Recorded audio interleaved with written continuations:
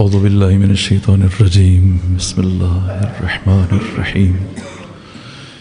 الحمدللہ رب العالمین بارئ الخلائق اجمعین الحمد لأہلہ والصلاة علی اہلہا الصلاة والسلام علی سید الانبیاء والمرسلین العبد المؤید الرسولنا المسدد المصطفى الأمجد الحبيب الأحمد النبي الأمي المكي المدني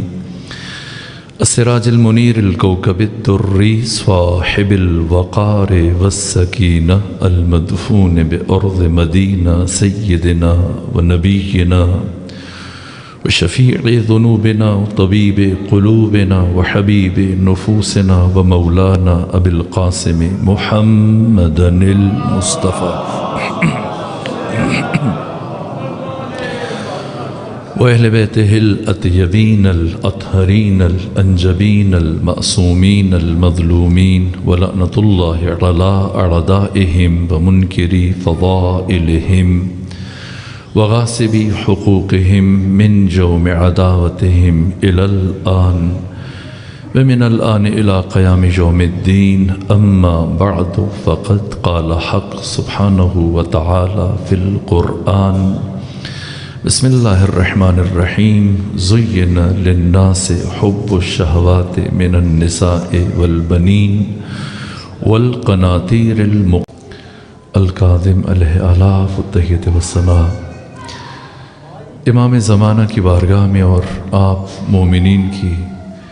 و سادات کی خدمت میں تعزیت 128 ہجری اور 7 صفر اور آپ کی والدہ جناب حمیدہ خاتون سے متعلق امام پنجم نے باقر العلوم علیہ آلاف التحیۃ وسلم نے یہ ارشاد فرمایا کہ حمیدۃ فی الدنیا والمحمودۃ فی الآخرہ کہ بی بی دنیا میں حمیدہ ہے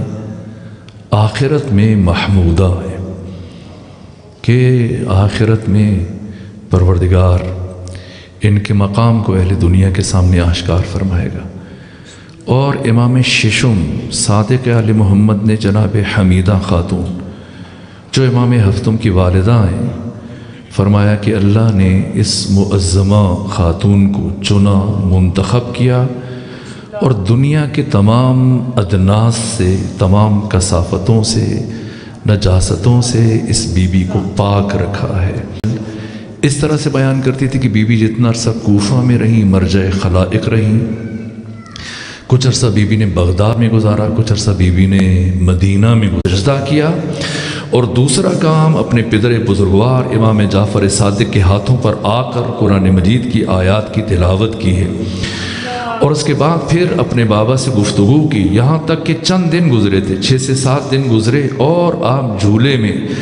امام صادق آپ کا جھولا ہلا رہے ہیں، اور اس میں خود جناب صفوان بن مہران جمال جو صحابی ہے وہ امام کی اجازت سے ملاقات کے لیے آیا، حضرت گھر کے صحن میں تھے، امام موسیٰ کاظم کا جھولا ہلا رہے تھے، اور ساتھ میں عربی فصیح عربی میں بلیغ عربی میں گفتگو کر رہے تھے، تو تعجب ہوا جناب مہران ابن مہران کو، تو پوچھا کہ اے امام صادق آپ اس بچے سے گفتگو کر رہے ہیں، بھلا یہ آپ کی باتیں سمجھتے ہیں؟ تو امام نے فرمایا صفوان آگے بڑھو، خود گفتگو کرو، یہاں تک کہ پھر صفوان نے سلام کیا اور سوال پوچھا، تو گہوارے میں جب امام موسیٰ کاظم کی عمر مبارک 7 دن تھی تو صفوان بن مہران کے سوال کا جواب دیا۔ یہ نور الہیہ کے مظہر امام موسیٰ کاظم جن کا علم خدا، جو مدرسہ الہیہ کے فارغ التحصیل ہیں، جن کا مربی، جن کا معلم، جن کا استاد صرف اللہ ہے، اس دنیا میں آنے کے بعد کسی امام نے دوسرے امام سے بھی کچھ نہیں سیکھا، یہاں تک کہ علی اس دنیا میں آنے کے بعد علی شاگرد مصطفیٰ ہے، لیکن کوئی یہ نہ سمجھے کہ شاید جس طرح سے باقی لوگوں نے اصحاب نے اپنی زندگیوں میں پیغمبر سے سیکھا، اسی طرح سے علی بھی انہی کے درمیان مل کر پیغمبر سے سیکھتے رہے، نہ علی شاگرد مصطفیٰ ہیں، ذات ختمی مرتبت حقیقت محمدیہ، علی کے لیے مجرى فیض ہے، واسطہ فیض ہے، وسیلہ فیض ہے، لیکن اس عالم ملک میں، اس عالم مادہ میں، اس عالم ناسوت میں ہرگز نہیں۔ علی جب اس دنیا میں آئے تو حق تعالیٰ نے علی ابن ابی طالب کو اپنے تمام تر فضائل اور کمالات کی حد انتہا بنا کر، علی کی لافانی حیات کا نقطہ آغاز بنا کر علی کو اس کائنات میں بھیجا۔ اسی طرح سے باقی ائمہ، اگر ایک امام شاگرد ہے دوسرے امام کا، ایک معصوم شاگرد ہے دوسرے معصوم کا، تو اس عالم لاہوت میں، عالم اسماء و صفات میں، قرب پروردگار میں، جہاں اللہ نے ایک نور کو دوسرے نور کے لیے مجرى فیض قرار دیا، اس دنیا میں آ کر کسی امام نے دوسرے امام سے نہیں سیکھا، نہ علی نے پیغمبر سے، نہ امام حسین نے امام حسن سے، نہ اسی طرح سے امام موسیٰ کاظم نے امام جعفر صادق سے۔ اسی لیے آپ کی عمر 3 سال ہے، 3 برس ہے، اور ایسے میں باقی افراد امام کے شاگردان 4000 کی تعداد میں امام صادق کے شاگرد آپ سے کسب فیض کر رہے ہیں مختلف علوم میں، لیکن آپ کے فرزند ان کے درمیان کبھی نہیں بیٹھے۔ ایسا نہیں کہ باقی شاگردوں کے ساتھ بیٹھ کر اپنے بابا سے سیکھتے تھے، نہ الگ تھلگ، اور ایک مقام پر دروازے کے قریب ایک بکری کے بچے کو پکڑ کے بیٹھے امام موسیٰ کاظم، جبکہ عمر 3 سال ہے۔ ایسے میں صفوان بن مہران جمال کہنے لگا امام سے کہ اے فرزند رسول امام صادق، کیا آپ کے بعد، آپ کے نائب، آپ کے جانشین، آپ کے بعد آنے والے امام ولی خدا آپ کے فرزند اسماعیل ہیں؟ فرمایا نہ، ہرگز نہیں، اسماعیل میری زندگی میں ان کی وفات ہو جائے گی۔ یا پھر آپ کے جو دوسرے فرزند ہیں اسماعیل کے بعد عبداللہ، یہ آپ کے بعد امام بنیں گے؟ فرمایا نہ، عبداللہ بھی امام نہیں ہے۔ کہ پھر آپ کے بعد امام کون ہوں گے؟ امام نے امام موسیٰ کاظم کی طرف اشارہ کیا، 3 برس کا بچہ، کہا کہ میرا جانشین، میرا نائب، میرے بعد امامت کی ذمہ داری میرے فرزند موسیٰ جن کا لقب کاظم ہے، ان کے کندھوں پہ خدا نے عائد کی ہے۔ یہاں تک کہ صفوان نے یہ سوال کیا، فرزند رسول آپ نے تو فرمایا تھا کہ ہم اہل بیت ائمہ معصومین لہو و لعب سے منزہ ہوتے ہیں، لیکن یہ بچہ تو بکری کے بچے سے کھیل رہا ہے، اس طرح سے کھیل میں مصروف ہے، لہو و لعب میں مصروف ہے۔ امام صادق نے فرمایا کہ دور بیٹھ کے قضاوت نہ کرو صفوان، قریب جا کے دیکھو کہ وہ کیا کر رہے ہیں، وہ کیا کہہ رہے ہیں۔ اب جب صفوان بن مہران پہنچا چلتا ہوا امام کے پاس، تو کیا منظر دیکھا کہ امام موسیٰ کاظم 3 برس کی عمر ہے، بکری کے بچے کو بیٹھے ہوئے اس کے سر کو رسی سے پکڑ کر زمین کی طرف کھینچ رہے، کہہ رہے ہیں اسجد ربکا، اسجد ربکا، اسجد ربکا، یعنی اپنے رب کا سجدہ کرو، اپنے رب کا سجدہ کرو۔ مقصد اس جانور کو سجدہ کروانا نہیں ہے، مقصد اپنے پیروکاروں کو یہ پیغام دینا ہے کہ جب ہم ایک جانور کو اللہ کے سجدے کے بغیر پسند نہیں کرتے تو اپنے محب اور پیروکار کو کیسے پسند کریں گے کہ وہ خدا کو فراموش کر دے، وہ سجدہ پروردگار کو نظر انداز کر دے۔ یہ امامت کا معیار ہے، یہ امامت کا مزاج ہے۔ بچپنے سے جو شوق عبادت ہے، بچپنے میں 1000 رکعت نماز ہر رات ادا کرنے والے امام موسیٰ کاظم، اور دن میں آپ کا انداز یہ ہے کہ مسجد نبوی میں ایک طرف آپ کے پیرزر بزرگوار کا درس چل رہا ہے، گفتگو چل رہی ہے، لوگ کسب فیض کر رہے ہیں، لیکن امام موسیٰ کاظم خود نماز میں مصروف ہو رہتے تھے اور گھنٹوں طولانی سجدے انجام دیتے تھے۔ یہاں تک کہ امام اہل سنت جناب نعمان بن ثابت ابو حنیفہ ایک مرتبہ امام صادق سے کہنے لگے، جو آپ کے شاگردوں میں سے رہے امام اہل سنت ابو حنیفہ، اور یہ جملہ کا 2 سال پڑھا امام صادق سے، اور یہ اعتراف کیا کہ لولا السنتان لہلک النعمان، اگر مجھے امام جعفر صادق کی صحبت میں 2 سال نہ ملے ہوتے تو میں ہلاک ہو جاتا۔ یہ نعمان بن ثابت پاکستان میں، ہندوستان میں، بنگلہ دیش میں اکثر اہل سنت برادران یہ حنفی ہیں، امام ابو حنیفہ کے پیروکار ہیں۔ یہ امام ابو حنیفہ جو خود شاگرد رہے امام جعفر صادق سے، اب یہ بیٹھے امام کی صحبت میں اور امام سے بات کی، کہا کہ آپ ناراض نہ ہو تو عرض کروں؟ امام نے فرمایا بتاؤ ابو حنیفہ کیا کہنا چاہ رہے ہو؟ کہا کہ ٹھیک ہے، موسیٰ کاظم آپ کے فرزند ہیں، بجائے خود یہ ہر وقت میں دیکھتا ہوں کہ عبادت کر رہے ہیں، سجدے میں ہیں، خوشی ہوتی ہے، لیکن کم سے کم آج جب آپ اپنے گھر تشریف لے جائیں تو خلوت میں اپنے بچے کو یہ بتائیے گا کہ کوئی عبادت کے لیے، نماز کے لیے کوئی ایسا گوشہ منتخب کریں تنہائی میں، تاکہ ان کا خشوع خضوع متاثر نہ ہو، ان کی توجہ انہماک میں کمی نہ آئے۔ یہاں تو سامنے سے مسلسل آپ کے شاگرد باقی مسلمان گزر رہے ہیں، تو ان سے کہیے گا، ان کو سمجھائیے گا، نماز پڑھنا اچھی بات ہے، عبادت کرنا اچھی بات ہے، لیکن نماز اور عبادت کے لیے ایسی جگہ کا انتخاب کریں جہاں سامنے سے لوگوں کا گزر نہ ہو، تاکہ ان کی توجہ میں، انہماک میں، خشوع میں، خضوع میں کمی نہ آئے۔ تو تو ایک مرتبہ امام صادق نے پوچھا اے ابو حنیفہ یہ بتائیں کہ آپ کو مجھ پر اعتراض ہے یا میرے فرزند موسیٰ کاظم کے عمل پر اعتراض ہے؟ کہنے لگے ان کے عمل پر اعتراض ہے۔ تو کہا جس کے عمل پر اعتراض ہے اس سے سوال کرو نہ کہ مجھ سے سوال کرو۔ تو امام ابو حنیفہ کہنے لگے فرزند رسول وہ 4 برس کا بچہ میری بات کا کیا جواب دے گا، اس لیے آپ سے بات کر رہا ہوں۔ امام نے فرمایا ابو حنیفہ وہ تمہارا بیٹا نہیں ہے، وہ موسیٰ کاظم جعفر صادق کا فرزند ہے۔ یہاں تک کہ آپ نے اپنے صحابی سے کہا کہ جاؤ میرے فرزند کو بلا کے لاؤ، اور جب امام موسیٰ کاظم چلتے ہوئے آئے اور آ کر بیٹھے امام موسیٰ کاظم بیٹھے امام جعفر صادق کے پاس، تو امام صادق نے فرمایا کہ بزرگوار آپ سے کچھ پوچھنا چاہتے ہیں، کچھ سوال کرنا چاہتے ہیں۔ تو ابو حنیفہ کہنے لگے اے فرزند رسول مجھے خوشی ہوتی ہے جب میں ہر وقت آپ کو نماز میں دیکھتا ہوں، سجدے میں دیکھتا ہوں، عبادت میں بس یہ کہنا چاہتا ہوں کہ آپ اپنی عبادت کے لیے، بندگی کے لیے، سجدے کے لیے ایسی جگہ کا انتخاب کریں جہاں سامنے سے لوگوں کا گزر نہ ہو، تاکہ آپ کی توجہ میں کمی نہ آئے، انہماک میں کمی نہ آئے، خشوع و خضوع متاثر نہ ہو۔ تو ایک مرتبہ امام موسیٰ کاظم 4 برس کی عمر ہے، اور ابو حنیفہ کا یہ سوال سننے کے بعد متوجہ ہوئے اور جواب دیا کہ سنو اے ابو حنیفہ، موسیٰ کاظم کا خدا موسیٰ کاظم سے اتنا قریب ہے، اتنا قریب ہے، اتنا قریب ہے کہ کوئی تیسرا ہم دو کے درمیان میں سے گزر ہی نہیں سکتا۔ تو جب کوئی تیسرا ہمارے درمیان سے گزر نہیں سکتا تو پھر توجہ کم ہونے کا سوال ہی نہیں بنتا ہے،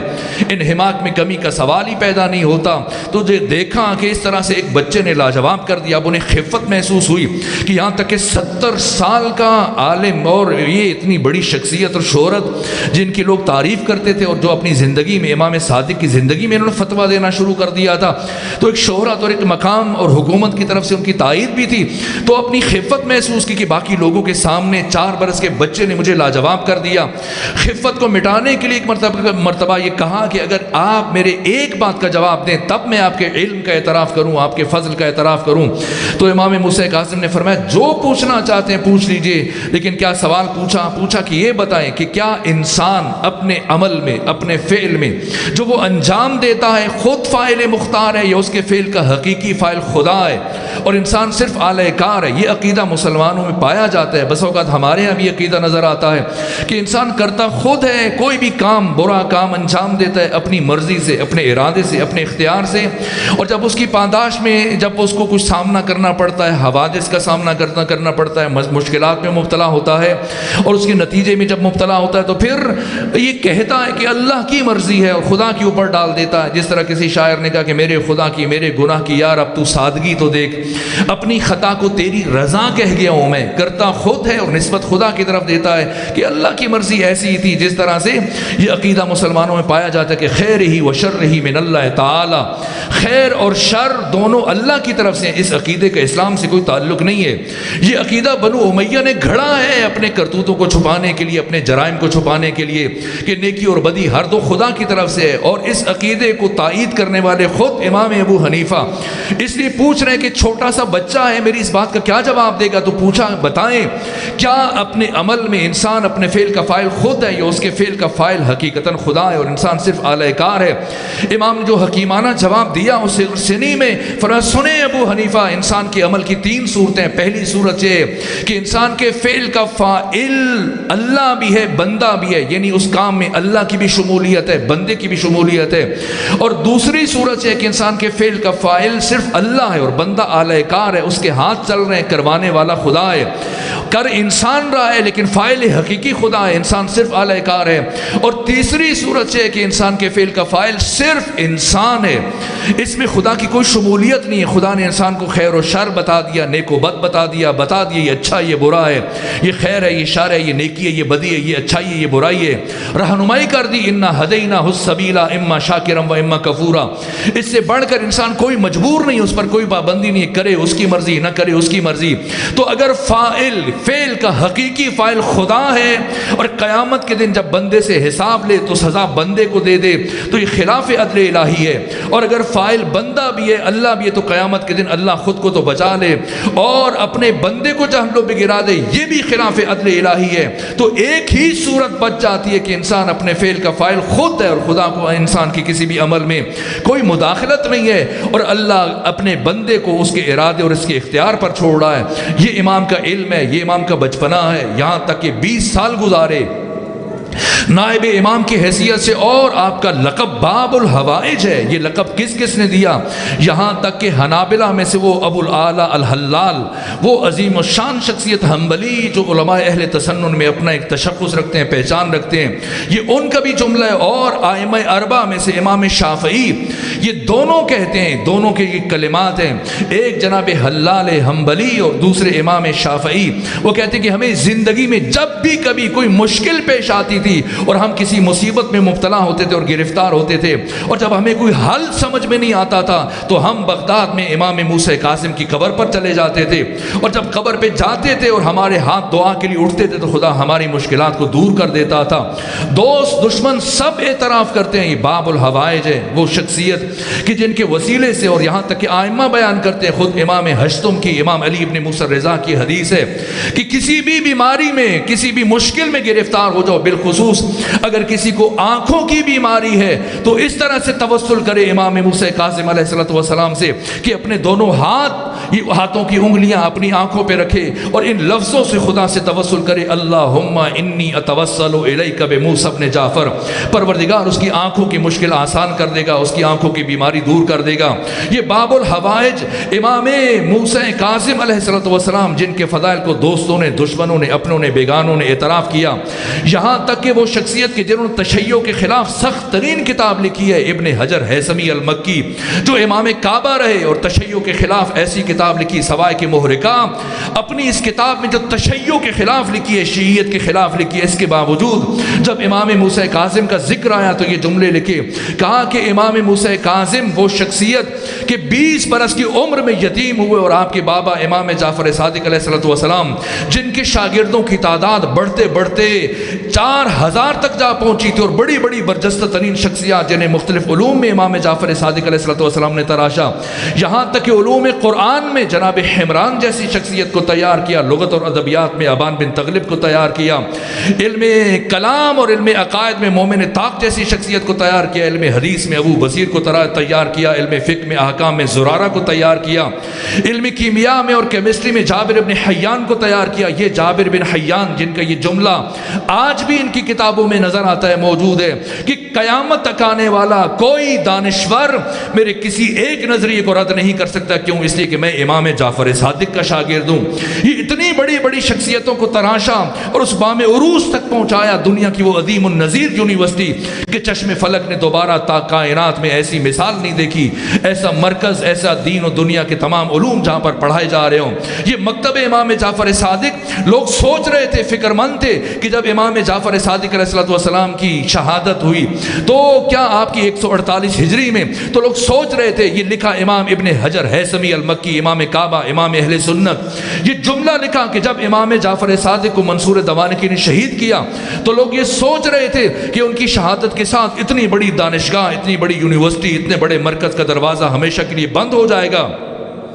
کہ یہ 20 سال کا جوان کس طرح سے اپنے بابا کے اتنے بڑے سلسلے کو آگے چلا سکے گا۔ لیکن امام ابن حجر ہیثمی المکی نے اعتراف کیا کہ 20 سال کے موسیٰ کاظم نے نہ صرف یہ کہ اپنے بابا امام جعفر صادق کی چھوڑی ہوئی اس درسگاہ اور یونیورسٹی کا دروازہ بند نہ ہونے دیا، بلکہ اپنے علم و معرفت و فضل و کمال اور اپنے اخلاق اور اخلاقی صفات سے اپنے بابا کی چھوڑی ہوئی دانشگاہ اور یونیورسٹی کو 4 چاند لگا دیے، اور دوستوں اور دشمنوں کی زبانوں پر ہر وقت موسیٰ کاظم کا نام سنائی دیا کرتا تھا، اور جسے بھی پوری اسلامی دنیا میں کوئی مشکل پیش آتی تھی تو وہ سفر کر کے امام موسیٰ کاظم کے پاس اپنے سوال کا جواب لینے کے لیے آتا تھا۔ یہ امام موسیٰ کاظم عزتوں کا آسمان ہے، شرافتوں کا آسمان ہے، عصمتوں کا آسمان ہے، عظمتوں کا آسمان ہے۔ امام کی شخصیت کے ابعاد اور پہلو اور جہات اور ڈائمنشنز اس قدر زیادہ ہے کہ اس مختصر وقت میں ان کا خلاصہ بھی بیان نہیں کیا جا سکتا۔ 20 سال جو آپ نے مدینہ میں گزارے، اور اس کے بعد پھر 35 سال عہد امامت منصور دوانکی کے ساتھ جو آپ کی زندگی گزری ہے، اس کے مظالم بجائے خود پھر مہدی کے زمانے کے کچھ سال آپ کے قید میں گزرے، پھر ہادی کا 1 سال جس کے 6 مہینے امام نے قید میں گزارے، اور اس کے بعد پھر ہارون الرشید وہ شقی جو آپ کا قاتل ہے، اس کے زمانے میں امام نے 12 سال امامت فرمائی ہے، اور 10 سال قید ہارون کے زمانے میں گزاری ہے۔ ان 10 سالوں میں سے 1 سال آپ نے بصرہ میں اس کے چچا زاد بھائی کے ہاں قید میں گزارا، عیسیٰ بن جعفر کے ہاں، اور باقی 9 سال بغداد میں قید گزاری اور یہ قید کرنے والا ہارون الرشید تھا، اور آپ نے باقی 2 سال باقی داروغہائے زندان کے ہمراہ گزارے، ان کی قید میں رہے، لیکن ان میں سے 7 سال وہ مشکل ترین قید جس کی طرف میں شاید کچھ اشارے کر سکوں کہ سندی بن شاہق، اور اسی کے ذریعے سے ہارون الرشید نے امام کو شہید کروایا۔ بس چند ایک جملے اور میرے بعد پڑھنے والے بہترین انداز میں اپنے بیانات آپ کے سامنے بیان کریں گے، یہاں تک کہ پہلے امام ہیں امام موسیٰ کاظم جن کو حالت نماز میں قید کیا گیا۔ پہلی ملاقات ہارون الرشید کی خانہ کعبہ میں ہوئی، جب یہاں تک امام موسیٰ کاظم علیہ السلام کے چچا زاد بھائی اور امام جعفر صادق علیہ السلام کے پوتے نے جس کا نام محمد تھا، جو اسماعیل کا بیٹا تھا، جب اس نے ہارون الرشید کے سامنے اس طرح سے شکایت کی، چونکہ وہ چاہتا تھا کہ امامت اسے ملے، لیکن جب جس طرح آپ کی امامت کا اعلان ہوا تو آپ کے مخالف ہو گیا اور اس طرح سے امام کی جاسوسی کرنے لگ گیا، اور ہارون الرشید سے کہا، جس جملے کے بعد ہارون امام کا دشمن بنا اور جہاں سے امام کی قید کا آغاز ہوا، محمد بن اسماعیل بن امام صادق یہ گیا، جا کر اس نے کہا ہارون الرشید سے کہ میں نے زندگی میں نہیں دیکھا کہ ایک وقت میں 2 بادشاہ ہوں، ایک وقت میں 2 خلیفے ہوں، کہ کیا کہنا چاہ رہے ہو؟ کہاں بغداد میں ہارون الرشید خلافت کر رہے ہیں، مدینہ میں موسیٰ کاظم کی خلافت چل رہی ہے، وہ علم کا اور لوگوں کی روحانیت کا مرکز بن چکے ہیں، اور پورے ملک سے لوگ اٹھ اٹھ کر ان کے پاس آتے ہیں، اور اس طرح سے وہ تمہارے خلاف تشکیلات کر رہے ہیں۔ یہ وہ مرحلہ تھا جس کے بعد اس نے فیصلہ کیا، لیکن جب وہ آ رہا تھا حج کے لیے تو حج کے موقع پر میں شرمندہ ہو کر تیزی سے چل رہا ہوں، وقت کی کمی کے باعث کچھ نتائج عرض کرنے کے لیے بس 2 سے 3 پہلو اور عرض کروں اور آپ کی زحمتوں کو تمام کر دوں۔ یہاں تک کہ حج کے موقع پر جب سامنا ہوا ہارون الرشید کا امام موسیٰ کاظم سے، تو طواف کے دوران امام کے سامنے رک کر یہ کہنے لگا، اس نے گستاخی کی، اے موسیٰ کاظم میں نے سنا ہے کہ تم لوگوں سے میرے خلاف بیعت لے رہے ہو اور خلافت کا ارادہ رکھتے ہو، اور مخفی طور پر تم اپنی خلافت کے لیے اپنی حکومت کے لیے زمینہ سازی کر رہے ہو اور مخفیانہ طور پر بیعت لے رہے ہو۔ تو ایک مرتبہ پورے جرأت اور وقار اور شجاعت کے ساتھ امام نے آنکھوں میں آنکھیں ڈال کر فرمایا کہ اے ہارون تو مخفی بیعت کی بات کر رہا ہے، موسیٰ کاظم کو علنی بیعت سے کس نے روکا ہے؟ کس میں جرأت ہے کہ وہ موسیٰ کاظم کو علنی بیعت سے روک سکے؟ کہا آپ کو کس نے حق دیا ہے؟ امام نے فرمایا جب اللہ نے ہمیں یہ حق دیا تو کس میں جرأت ہے کہ وہ ہم سے حق چھین سکے؟ کہا کہ میں کعبہ کے اندر مسجد الحرام کے اندر یہی حج کے دوران آپ کو قتل کروا دوں گا۔ جیسے اس نے یہ جملہ کہا تو اس کا وزیر فضل ابن سعد یحییٰ بن برمکی آگے بڑھا اور آگے بڑھ کے کہنے لگا، کہا کہ سفارش کرنے لگا، ہارون اس موقع پر قتل نہ کیجئے، یہاں معاف کر دیجئے، میری خاطر میری خدمات کے صلے میں موسیٰ کاظم کو چھوڑ دیجئے۔ ان کی باہمی گفتگو سن کر امام موسیٰ کاظم کے لبوں پر تبسم آیا، ایک مسکراہٹ آئی جسے اپنی توہین محسوس کرتے ہوئے ہارون نے کہا کہ میں آپ کے قتل کی باتیں کر رہا ہوں، آپ کو قتل کی دھمکیاں دے رہا ہوں، اور آپ آگے سے مسکرا رہے ہیں، کیوں مسکرا رہے ہیں؟ امام نے فرمایا میں یہ سوچ کر کے مسکرا رہا ہوں کہ خلیفہ اور حکمران بڑا احمق ہے یا اس کا مشیر اور اس کا وزیر بڑا احمق ہے؟ کہ کیسے؟ کہ وہ بڑا احمق ہے جو میری قتل کے فیصلہ طے ہونے کے بعد، میری موت کا وقت آ جانے کے بعد میری زندگی کی سفارش کر رہا ہے، یا وہ بڑا احمق ہے کہ جو میری موت کا وقت آنے سے پہلے مجھے قتل کی دھمکیاں دے رہا ہے؟ اگر میری موت کا وقت آ چکا ہے تو کسی کی سفارش سے ٹلے گا نہیں، اور اگر میری موت کا وقت نہیں آیا تو لاکھ ہارون اکٹھے ہو جائیں موسیٰ کاظم کا بال بھی بیکا نہیں کر سکتے۔ اس کے ہزاروں سپاہیوں کی موجودگی میں جرأت آمیز انداز تھا امام موسیٰ کاظم کا، جس کے بعد اس کا کینہ اور بڑھ گیا اور اس نے اپنا حج مکمل کیا، امام نے بھی حج مکمل کیا، یہاں تک کہ وہ پھر مدینے پہنچا، امام پلٹ کر مدینے پہنچے، اور جب یہ مدینے پہنچا ہارون الرشید تو دیکھا کہ مسجد نبوی میں قبر رسول کے قریب کھڑے ہو کر ایک مرتبہ ہارون الرشید لوگوں کو، اہل مدینہ کو، باقی اپنے ساتھیوں کو اور بنو عباس کے سرداروں کو اور اپنے وزیروں مشیروں کو، اپنے سپاہیوں کو، فوجیوں کو، اپنے ساتھ آنے والوں کو اور مدینے والوں کو یہ تاثر دینے کے لیے کہ ہم رسول کے قریبی ہیں، ہم رسول کے رشتہ دار ہیں، چونکہ پیغمبر گرامی اسلام کے چچا حضرت عباس بن عبد المطلب کی اولاد میں سے تھے، اس لیے لوگوں کو تاثر دینے کے لیے کہ ہم رسول کے قریبی ہیں، قرابت دار ہیں، رشتہ دار ہیں، قبر رسول کی طرف رخ کر کے اس نے بلند آواز سے کہا السلام علیکہ یا رسول اللہ، السلام علیکہ یا ابن عمی، سلام ہو آپ پر اللہ کے رسول، سلام ہو آپ پر اے میرے چچا کے بیٹے۔ جیسے امام موسیٰ کاظم علیہ السلام نے اس کا یہ جملہ سنا اسی لمحے رخ کیا اپنے نانا کی قبر کی طرف اور رخ کر کے ایک ہی جملہ کہا السلام علیکہ یا رسول اللہ، السلام علیکہ یا ابتا، سلام ہو آپ پر اللہ کے رسول، سلام ہو آپ پر اے میرے بابا، سلام ہو آپ پر اے میرے باپ، سلام ہو آپ پر میرے پدر بزرگوار۔ یہ سننا تھا، ہل کر رہ گیا ہارون الرشید کہ کسی نے میری بات کو غلط ثابت کر کے میری بات کے اوپر بات کر دی اور زیادہ قرابت داری کا کہ میں چچا کا بیٹا کہہ کے سلام کر رہا تھا، یہ کون ہے جو اپنا باپ کہہ کے رسول کو سلام کر رہا ہے؟ غصے سے آگے بڑھا، کہا موسیٰ کاظم تم علی کی نسل سے ہو، علی کی اولاد سے ہو، تمہیں کس نے حق دیا کہ پیغمبر گرامی اسلام کو اپنا باپ کہہ کے سلام کرو؟ جبکہ تم علی کی اولاد ہو، علی کی نسل ہو، علی کے بیٹے ہو، علی کو اپنا باپ کہو نہ کہ پیغمبر گرامی اسلام کو۔ تو آپ نے قرآن مجید کی آیات پڑھی امام موسیٰ کاظم نے اور فرمایا کہ ان آیات کی روشنی میں اگر اللہ جناب عیسیٰ کو اپنی ماں مریم کے ذریعے سے ابراہیم خلیل کا بیٹا قرار دے رہا ہے تو میں اپنی ماں فاطمہ زہرا کے ذریعے سے پیغمبر اسلام کا بیٹا کیوں نہیں قرار پا سکتا؟ تو یہ کہنے لگا ہارون الرشید کہ موسیٰ کاظم یہ آیت خاص ہے ان کے ساتھ، جناب عیسیٰ کے ساتھ، اس میں آپ شامل نہیں ہیں۔ تو امام نے فرمایا اگر قرآن کو نہیں مانتے تو پھر یہ بتاؤ کہ اگر ابھی رسول اسلام قبر سے باہر تشریف لے آئے اور تم سے تمہاری بیٹی کا رشتہ مانگے تو کیا جواب دو گے؟ کہ میں ہاں کروں گا اور عرب و عجم پر فخر کروں گا کہ رسول اسلام میرے داماد بن گئے۔ فرمایا تم میں اور ہم میں یہی فرق ہے، تم سے رسول رشتہ مانگ بھی سکتے ہیں، تم دے بھی سکتے ہو، لیکن ہم سے نہیں مانگ سکتے اس لیے کہ ہم خود اولاد رسول ہیں، نسل رسول ہیں۔ صلوات بھیجیے خاندان فاطمہ پر۔ یہاں تک کہ رسوا ہوا، شرمندہ ہوا، شرمسار ہوا اور سب کے سامنے جب صبح ہوئی اس نے سپاہیوں کو 2000 سپاہیوں کو حکم دیا کہ گرفتار کرو امام موسیٰ کاظم کو۔ میں نے عرض کیا واحد امام جنہیں حالت نماز میں جبکہ امام رکوع کر رہے تھے، رکوع کی حالت میں گرفتار کیا گیا اور 2 محمل روانہ کیے گئے، ایک محمل بصرہ کی طرف روانہ کیا گیا، دوسرا محمل بغداد کی طرف، اور اس طرح سے جو بصرہ کی طرف محمل روانہ کیا گیا اس میں امام کو قید کر کے بھیجا، لیکن بغداد خالی محمل بھیج کر لوگوں کی تاثر دینے کے لیے کہ شاید بصرہ گئے یا بغداد گئے تاکہ طاقت تقسیم ہو جائے اور امام کی جو محب ہیں اگر وہ راستے میں رکاوٹ بننا چاہیں یا امام کو قید سے چھڑوانا چاہیں تو نہ چھڑوا سکیں۔ یہ اس کی چال تھی۔ 1 سال امام عیسیٰ بن جعفر کی قید میں رہے یا قید رہے اور سال گزرنے کے بعد عیسیٰ بن جعفر نے جو ہارون الرشید کا چچا زاد بھائی تھا خط لکھا کہ میں ابھی موسیٰ کاظم کو رہا کرنے والا ہوں اور خود ان کو مدینہ میں چھوڑ کے آؤں گا، یا تو تم انہیں اپنے پاس بغداد بلا لو، اگر تم نے نہ بلایا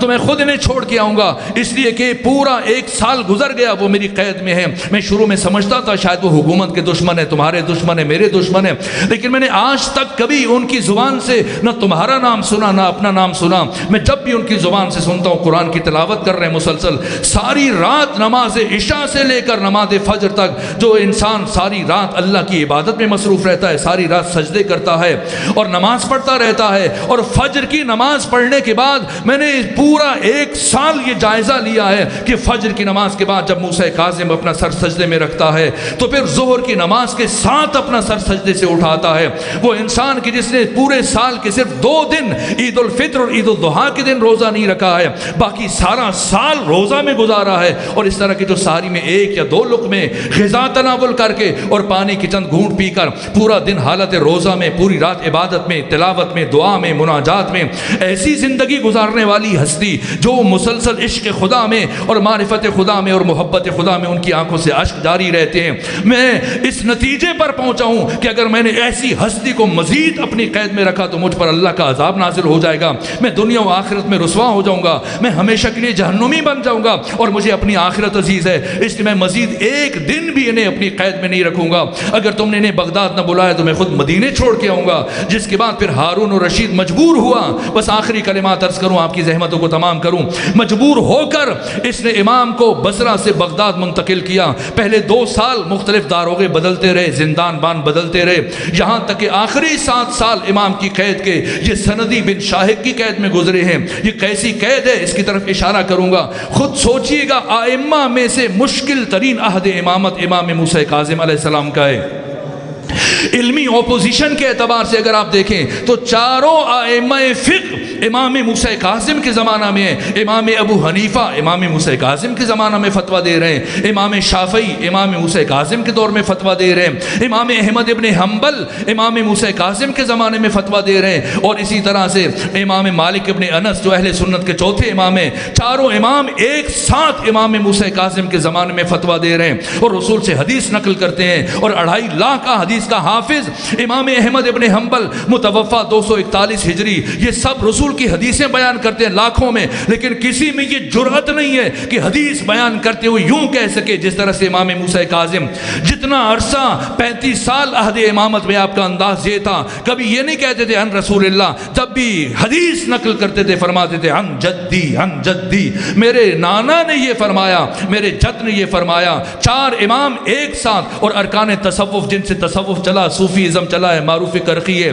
اسی طرح سے عقیق بلخی ہے، اسی طرح سے سفیان ثوری، عبداللہ مبارک، چاروں ارکان تصوف جن سے صوفی ازم چلا ہے، چاروں امام موسیٰ کاظم کے زمانے میں ائمہ اربع فقہ کے چاروں امام موسیٰ کاظم کے زمانے میں۔ فلسفہ یونان کا عباسی حکمرانوں نے پہلی مرتبہ عربی زبان میں ترجمہ کروایا امام موسیٰ کاظم کے زمانے میں، تاکہ لوگوں کے ذہنوں کو، ان کی توجہات کو فلسفے کی طرف موڑا جا سکے اور امام کی طرف لوگوں کا رجوع ختم ہو سکے۔ یہ 3 طبقے اور چوتھا طبقہ ظالم ترین بنو عباس کے حکمران، لیکن ان چاروں کے ساتھ اکیلے مقابلہ کرنا ہے امام موسیٰ کاظم نے، اور وہ بھی زندان میں رہتے ہوئے مقابلہ کرنا ہے، اور زندان میں رہتے ہوئے کچھ عرصہ امام کا زندان میں گزرا، جو میں نے گنا ہے ان 4 حکومتوں کے دوران امام کی اجتماعی قید، عام طور پہ لوگ 14 سال کہتے ہیں، جب میں نے گنا یہ 16 سال قید بنتی ہے۔ 16 سال قید کے علاوہ جو باقی آپ کی امامت کا زمانہ ہے اس میں سے زیادہ حصہ نظر بندی میں گزر گیا، نظر بندی میں گزر گیا، مشکل ترین عہد امامت، لیکن وہ شخصیت کہ جن کی امامت اور جن کی فضائل اور جن کے کمالات اور زندان کی تنگ اور تاریک اور اونچی دیواروں سے یوں چھن چھن کر پوری اسلامی دنیا میں اس طرح سے پھیل رہے ہیں کہ ہر ایک انسان کی زبان پر امام موسیٰ کاظم کی بات چل رہی ہے، زندان میں ہوتے ہوئے، خاک پر بیٹھے ہوئے لوگوں کے دلوں پر حکمرانی کر رہے ہیں، اور زمانے کا حکمران جو تخت پر بیٹھا ہے، اس طرح سے امام موسیٰ کاظم نے اسے لوگوں کے دلوں سے گرا دیا، نظروں سے گرا دیا کہ اس کو اپنا وجود بے وقعت نظر آنے لگا، اور وہ چاہنے لگا کہ کسی طرح سے امام کو راضی کر لے اور لوگوں کو یہ تاثر دے کہ نہیں کوئی اختلاف نہیں ہے۔ اس لیے اس نے سندی بن شاہق سے کہا کہ موسیٰ کاظم سے کہو میں ان سے مذاکرات کرنا چاہتا ہوں، ان سے گفتگو کرنا چاہتا ہوں، ان سے ڈائلاگ کرنا چاہتا ہوں، ان کو بلا کے لایا جائے۔ اور جب امام کو زندان سے نکال کے لایا گیا، بیٹھے ہارون رشید کے سامنے، تو کہنے لگا آپ مجھ سے راضی ہو جائیں، تو ہم قریب قرابت دار ہیں، آپ بھی رسول اسلام کے قریبی ہیں، ہم بھی رسول اسلام کے قریبی ہیں، آپ جو کہیں گے میں مانوں گا۔ اگر آپ مجھ سے کہیں گے کہ میں کسی طرح آپ کی دادی فاطمہ زہرا کا حق فدق وہ آپ کو واپس لوٹا دوں، وہ واپس لوٹانے کے لیے تیار ہوں، کچھ اور کام کہیں گے وہ بھی کروں گا، آپ مجھ سے راضی ہو جائیں، میری مخالفت سے ہاتھ اٹھا لیں، مجھے طاغوت اور باطل کہنا اور کہلانا اور سمجھنا چھوڑ دیں۔ تو امام نے فرمایا اچھا تم فدق دینا چاہتے ہو؟ کہا میں فدق لوٹانے کے لیے تیار ہوں، اگر آپ حکم کریں میں آج ہی فدق واپس آپ کو لوٹا دیتا ہوں۔ امام نے فرمایا ہاں ایک شرط پہ، اگر تم فدق کو پوری حدود اور قیود کے ساتھ واپس لوٹاؤ تو پھر تمہیں معاف کرنے کا سوچا جا سکتا ہے۔ کہنے لگا کون سی حدود ہے فدق کی؟ امام نے فرمایا پہلی حد سمرقند ہے، دوسری حد بحیرہ احمر ہے، تیسری حد ہندوستان ہے، چوتھی حد افریقہ ہے۔ اس طرح امام نے 5 حدیں جب بتائیں تو یہ اس کے چہرے کا رنگ بدلتا رہا، اٹھ کے کھڑا ہو گیا، کہنے لگا اس کا مطلب یہ تینوں بر اعظموں کی حکومت آپ کے حوالے کر دوں؟ امام نے فرمایا تو کیا سمجھتا ہے، میری دادی فاطمہ زہرا چند درختوں کے لیے گئی تھی حکمران کے دربار میں؟ نہ، یہ خلافت وہ حق اہل بیت ہے جو اللہ نے ہمارے لیے لوگوں کی قیادت اور ان کی سیادت اور رہبری ہمارے پاس رکھی، کہ ایسا ممکن نہیں ہے۔ دوبارہ سے امام کو زندان میں لے کے گیا، لیکن اب جب اس نے امام کی شہادت کا منصوبہ بنایا تو اس نے یہ سوچا کہ اگر میں نے امام کو اس حالت میں شہید کر دیا تو ان کی محبوبیت اور بڑھ جائے گی، ان کی مرکزیت اور بڑھ جائے گی، اور لوگوں کے دلوں میں ان کا اور راج ہو جائے گا، اور ممکن ہے کہ میرے خلاف تحریکیں شروع ہو جائیں۔ اس لیے شہید کرنے سے پہلے، قتل کرنے سے پہلے میں نے لوگوں کی نگاہوں سے گرا دوں، رسوا کر دوں۔ اس نے ایسا شیطانی منصوبہ بنایا کہ پوری دنیا عرب کی حسین ترین خاتون کو، خوبصورت ترین خاتون کو اس نے بلایا، منتخب کیا، اور اسے کہا کہ میں تمہیں سونے کے ترازو میں تول دوں گا، اتنا دے دوں گا کہ تمہارے خاندان کے لیے، نسلوں تک کے لیے کافی ہو جائے گا، اگر تم میرا ایک کام کرو۔ یہ قیدی بہت سالوں سے اپنے گھر نہیں گیا، اگر کسی طرح تم اسے اپنی طرف متوجہ کر دو اور کسی طرح سے اسے گناہ پر مائل کر دو، اور اگر وہ گناہ پر مائل نہ ہو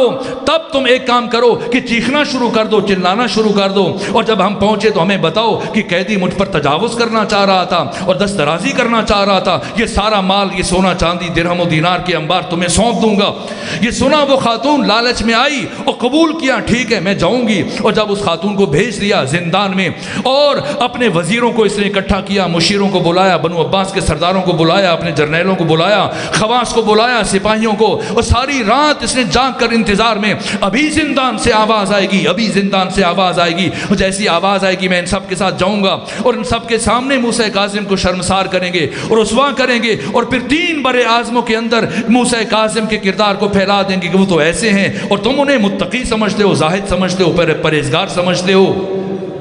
یہاں تک کہ جب رات اس خاتون کو بھیجا تو برابر یہ مسلسل حالت انتظار میں، اور جیسے جیسے وقت گزر رہا ہے اس کے انتظار کی شدت میں اضافہ ہوتا چلا جا رہا ہے، یہاں تک کہ شدت انتظار بڑھتا چلا گیا، اور جیسے جیسے رات ڈھل رہی ہے اس کی پریشانی بڑھ رہی ہے، ابھی تک آواز نہیں آئی، ابھی تک آواز نہیں آئی، یہاں تک کہ رات ڈھلنے لگی اور سحر کا وقت قریب آیا تو اپنے مشیروں اور وزیروں کے ساتھ، خواص کے ساتھ، جرنیلوں کے ساتھ، سرداروں کے ساتھ یہ دربار سے ٹہلتا ہوا خود زندان تک آیا، اور آ کر داروغہ زندان سے کہا کہ مجھے اس مقام پر لے کے جاؤ جہاں موسیٰ کاظم رہتے ہیں۔ کہا آپ نہیں جا پاؤ گے، وہ بہت تاریک مقام ہے، بہت نیچے جانا پڑے گا۔ کہا میں خود جانا چاہتا ہوں، میں خود مشاہدہ کرنا چاہتا ہوں، یہاں تک کہ اپنے ساتھیوں کے ہمراہ جب وہ اس مقام پر پہنچا ہے، اس قید خانے میں پہنچا ہے، تو اس نے یہ منظر دیکھا کہ ایک طرف زندان میں امام موسیٰ کاظم کا سر سجدے میں اور زبان سے یہ ذکر جاری ہے سبوح قدوس رب الملائکۃ والروح، اور دوسری طرف جس خاتون کو گمراہ کرنے کے لیے بھیجا تھا اس کا سر بھی سجدے میں ہے اور اس کی زبان سے بھی یہی ذکر جاری ہے، یہاں تک کہ غصے میں آگے بڑھا، اس خاتون کو بالوں سے پکڑا اور چلا کر کہنے لگا میں نے تمہیں کس کام کے لیے بھیجا ہے، تو کیا کر رہی ہے، میں نے اس لیے بھیجا تھا کہ اور تو کیا کر رہی ہے۔ یہاں تک اس خاتون نے کہا ہارون مجھے معاف کرو، میرا کوئی جرم نہیں ہے، میرا کوئی قصور نہیں ہے، تم نے جیسے کہا میں نے ویسے کیا۔ جب میں زندان میں آئی برابر کئی گھنٹے تک اس قیدی کو بلاتی رہی، آوازیں دیتی رہی، اپنی طرف متوجہ کرتی رہی، لیکن یہ عشق خدا میں اتنا غرق تھا، ذکر خدا میں اتنا محو تھا، اس لیے احساس ہی نہیں تھا کہ کوئی آوازیں دے رہا ہے، کوئی بلا رہا ہے، یہاں تک کہ وقت گزر رہا تھا۔ اور پھر میں نے یہ محسوس کیا کہ پھر اس کائنات کا ذرہ ذرہ اور اس پورے قید خانے کا ذرہ ذرہ، یہاں تک کہ اس قیدی کے ساتھ ہم آواز اللہ کی تسبیح بندگی میں، ذکر خدا میں مصروف ہو رہا ہے، یہاں تک کہ میں نے ایسے محسوس کیا کہ پوری کائنات سے یہ صدا جاری ہے کہ سبوح قدوس رب الملائکۃ والروح، یہاں تک کہ میں نے زمین سے لے کر اس قید خانے سے لے کر اس طرح آسمان تک نور کا ایسا سلسلہ دیکھا، مجھے یوں لگ رہا تھا ملائکہ الہیہ کا نزول ہو رہا ہے، ایسی کیفیت میں لاشعوری طور پر، غیر ارادی طور پر، بے ساختہ میرا سر بھی سجدے میں چلا گیا اور میری زبان سے بھی یہی ذکر جاری ہو گیا۔ یہ امام موسیٰ کاظم ہے، کسی نبی کے ساتھ آپ کا تقابل ممکن نہیں، کسی نبی کے ساتھ تقابل ممکن نہیں، کیا مقام شرف، کیا مقام عصمت ہے، یہاں تک کہ اس کو امام صاحب تفسیر کبیر امام فخر الدین رازی جن کی وفات 606 ہجری میں ہوئی، انہوں نے امام اہل سنت کے مسئلہ بیان کے بس یہ آخری جملہ ہے، وہ کہتے ہیں کہ عصمت کلیہ مشکک ہے، عصمت کلیہ متواتی نہیں ہے، اگر 10 آدمی معصوم ہیں، انبیاء 1,24,000، تو سب کی عصمت ایک جیسی نہیں ہے، اس میں شدت و ضعف پایا جاتا ہے۔ تو جس طرح سے انبیاء کی عصمت میں ترک اولا کی گنجائش ہے، لیکن عصمت ائمہ میں ترک اولا کی گنجائش نہیں ہے، وہ یوسف کی عصمت ہے۔ 25 انبیاء ہیں جن کا ذکر اللہ نے قرآن میں نام لے کر کیا، اور یہ یوسف ہیں جن سے متعلق اللہ نے 111 آیتیں اتاری ہیں، اور یہ یوسف ہیں جن کے کردار کو اللہ نے اتنا پسند کیا کہ جوانوں کے لیے آئیڈیل قرار دیا۔ جب 7 دروازے بند کرنے کے بعد زلیخا چیخ رہی تھی قالت ہی تلک ہی تلک ہی تلک، اور بڑھ رہی تھی اور یوسف کے پیچھے دوڑ رہی تھی، اور یوسف آگے آگے یہ جملہ کہہ رہے تھے معاذ اللہ، خدا کی پناہ، یہاں تک کہ جو خدا کا وعدہ ہے کہ من یتق اللہ یجعل لہ مخرجا، جو انسان اللہ کا تقوی اختیار کرتا ہے اللہ مشکلات سے نکلنے کے لیے راستے بناتا ہے اس کے لیے۔ تو یہ یوسف کا ارادہ تھا، اور جب زلیخا کے شر سے بچنے کے لیے بھاگے تو قرآن مجید بیان کرتا ہے کہ 7 دروازے تالے ٹوٹتے رہے، دروازے کھلتے رہے۔ اللہ قرآن میں یوسف کے کردار کی تعریف بیان کر رہا ہے، یہ یوسف کی عصمت ہے، یوسف کی طہارت ہے، لیکن یوسف کی عصمت کی اور یوسف کے معصوم ہونے کی اور یوسف کے کردار کی بلندی کی حد یہیں تک ہے، اور یہاں پر پہنچ کر ختم ہو جاتی ہے کہ انہوں نے مشکل ترین مرحلے میں خود کو بچا لیا، لیکن زلیخا جو موسیٰ کو جو یوسف کو گمراہ کرنے کے لیے آئی تھی اس کو ہدایت نہ دے سکے۔ اور یہ فخر یوسف ہے موسیٰ کاظم کہ خود گمراہ ہونا تو ممکن ہی نہیں ہے، جسے گمراہ کرنے کے لیے بھیجا گیا تھا اس کا سر بھی سجدے میں ہے اور وہ بھی خدا کی کنیزی میں شامل ہو گئی۔ صلوات بھیجیے خاندان فاطمہ پر۔ شرمندہ ہوں وقت ختم ہوا کہ قریب میں انشاءاللہ کل یا پرسوں مجلس سے یہاں شکریال تو یہی جہاں بات چھوڑی یہیں سے بات آگے بڑھائیں گے۔ بس میرے عزیزو یہ مشکل ترین عہد امامت ہے۔ امام موسیٰ کاظم علیہ السلام آپ کی زندگی کے 16 سال زندان میں گزر گئے ہیں، 16 سال زندان میں گزرے، جن میں سے 9 سال سندی بن شاہق کی قید، اور ان 9 سالوں میں سے جو آخری 7 سال ہیں براہ راست سندی بن شاہق نے کیسے قید خانے میں رکھا۔ اتنے مصائب ہیں کہ شاید گھنٹوں بیان کیے جائیں تب بھی گھنٹے کم پڑ جائیں، اتنے مصائب ہیں۔ بس ایک جملہ عرض کر کے مجلس مکمل کر دوں آج کی حد تک۔ 7 سال ایسے زندان میں امام نے قید گزاری ہے جس زندان میں 7 سالوں میں کبھی سیدھے کھڑے نہ ہو سکے،